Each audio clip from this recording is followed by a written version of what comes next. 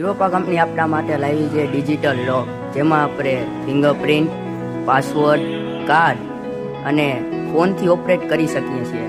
જેમાં સૌથી પહેલું ફીચર છે આપણે પાસવર્ડ. તો એમાં જોઈએ તો